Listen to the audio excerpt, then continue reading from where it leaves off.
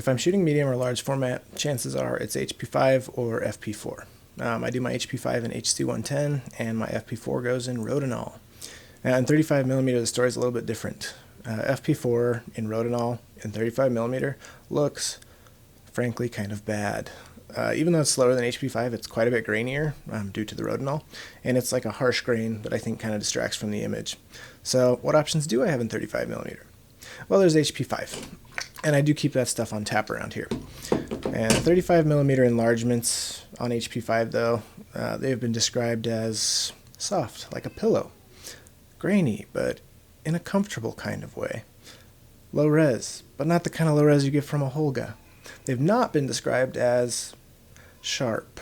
Now, it's a look, and it does work well for some photos. And as a tripod addict in recovery, it's healthy for me to have a film fast enough to shoot handheld from time to time. But there are times when I really just want something sharper and finer. Now you might say, but Andrew, that's what larger formats are for. And you'd be wrong. Everyone knows larger formats are for when I'm in the mood to shoot bulky and inconvenient cameras, which happens weirdly often, granted, but I just still want to have a 35mm film I can count on for shooting detailed scenes, okay? Enter Delta 100. Now, in HC110, it's smooth, low grain, very sharp, and it captures fine detail really well. But it also doesn't look clinical or sterile, right? It still holds on to a really classic feel. Now, I love this stuff. I love Delta. I've been shooting it for years, but I recently found out about a younger, hotter film called Adox CMS 22, which they advertise as the highest resolution material available in the world. So there's a claim for you. Now, this is a specialist film for big boys. It's mega slow. It requires its own specialized developer, and it is unforgiving of even the slightest processing mistakes. But some of the results I've seen just have astonishing resolution and sharpness. I knew I had to try it even before I found out the price. And while I assumed it would be expensive, it's actually pretty much the same cost as any other black and white film. Even after factoring in the added cost of having to buy a specialized developer, it's still cheaper than some black and white stocks, which will remain nameless. But don't worry, those cost savings evaporate pretty quickly when you can't find it in stock anywhere in the US, so you have to ship it from Germany. I mean, to be fair, B&H has 100-foot bulk rolls of it, and we know how much I love me a bulky roll. Huge tracts of land! But even though I'm clearly stepping out on Delta 100, I'm just not ready for that kind of commitment with CMS just yet. So anyway, I'm sitting on 4 rolls of it now, courtesy of a $36 DHL shipping charge. Now, I was going to approach this video as a shootout between the two film stocks, but that's like doing a shootout between a Nerf gun and a cruise missile. I know CMS is going to obliterate Delta for resolution and grain. Steve O'Nien's made a 16x20 print from this stuff, from a 35mm negative, and I'd swear up and down it came from 4x5. So what I'm really testing is, how does CMS fit into my arsenal? I mean, is it different enough and better enough than Delta that I'm going to want to keep it in stock all the time? Are the results worth the hassle of going through a development process that rivals the complexity of acquiring a giant social media company without running it into the ground? Tune in next week to find out. And by next week, I mean just right now. This video is only like halfway over. Okay, so I found a good spot that I want to shoot. It's a little bit loud because there's cars, so sorry. On my first camera, I've got a roll of Delta 100. That's my Canon FTB. I've got my 28, my 50, and my 135, and yes, that is a custom designed 3D printed L bracket. Thanks for noticing. I've got the CMS 22 loaded in my Canon Elon 2. Proof that hipsters are willing to pay $150 extra for an AE1 and lose out on features that are available in this actually super awesome camera just to avoid shooting with something that looks kind of like a digital camera. I'm not like all those other hipster photographers though, I'm different. Let's get shooting. Guys, I'm really bad at shooting B-roll. Don't make me shoot B-roll. I'm trying to take pictures. I don't want to take a bunch of video of myself taking pictures. It's distracting. And we're back. I developed and scanned everything. The CMS came out really contrasty, even though I promise I followed the development instructions to a T. The Delta came out great, so that's normal. CMS is a little bit weird in that you generally vary your film speed and contrast by changing the temperature of the developer instead of the development time. The times for any ISO between like 3 and 25 are all about 10 minutes. But next time I'll try a couple degrees cooler, but what are you going to do? Anyway, here's our test frames side by side.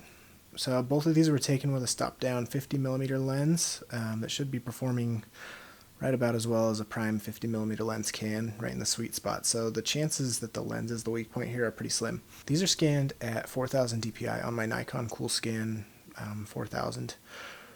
I guess that's probably where the name 4000 comes from, huh? I don't know. Anyway, that gives me about 21.5 megapixels of resolution. So I've adjusted the contrast of the Delta in post to match the CMS as closely as I could, because like I said, the CMS was quite a bit more contrasty than I usually develop my film. At a normal viewing size for the whole frame, they're not wildly different. Zoomed into 100%, the differences are, like, you can see them, but they're not crazy. So ignoring the bad job I did dusting the CMS negatives before I scanned them, you can see they're quite obviously sharper and contain more detail than the Delta negatives, I mean, as expected. And the place where this is the most obvious, I think, is right about here.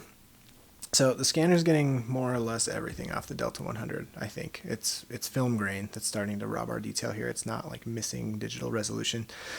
The Delta 100 performed really well, actually.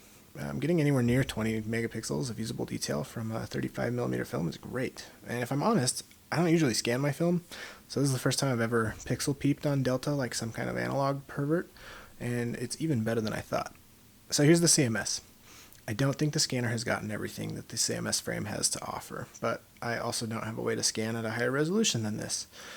Okay, well that's kind of true. So I actually ended up taking these negatives into the darkroom. I cranked my enlarger up to the highest it will go, put on my 50mm lens, and made some 5x7 prints from each negative, from like a tiny cropped area of each negative, and then I scanned the prints. So thanks to all that hard work, I was able to squeeze approximately 1% more resolution out of the film than my scanner could capture. And here is the negative scan of CMS versus the print scan. And it's pretty mind-blowing how much is there, actually.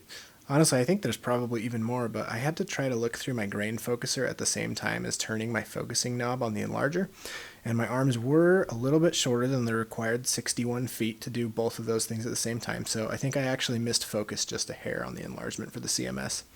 That said, I'm pretty sure I got it right on the Delta print. So here's the negative scan, and here is the print scan. And we're definitely well into the territory of grain being the limiting factor here. So I'm really impressed with the Delta, but I think we got what there is to get out of that Delta. But I gotta say, even at this ridiculous enlargement size, the Delta looks great. The CMS has no grain that I can see at the absolute maximum size I can enlarge without like figuring out how to project onto a wall. Pretty mind-blowing. So what's the final verdict? Well, for me, it's nice to know that I have a 35mm film option that is so unforgiving that it will proudly display even the tiniest focusing errors that I make. That's a really reassuring thought for me. But having a hard time thinking of a scene where I would want to shoot it on CMS instead of Delta, or where that's really going to make a difference, especially given how well Delta performed. So I think I'm going to stick with Delta for my go-to 35mm low-grain, high-res film.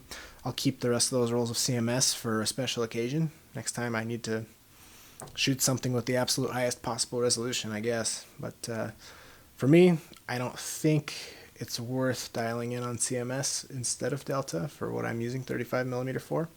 That said, if you don't have access to medium or large format gear and you really want to print super huge, CMS can do it. Just be really careful to use your best lenses and don't miss focus on your enlarger like I did. That's it. That's our shootout. Congratulations to our winner, CMS. It's kind of like winning American Idol, I guess. CMS took first place, Delta gets the contract. Have a nice day, guys.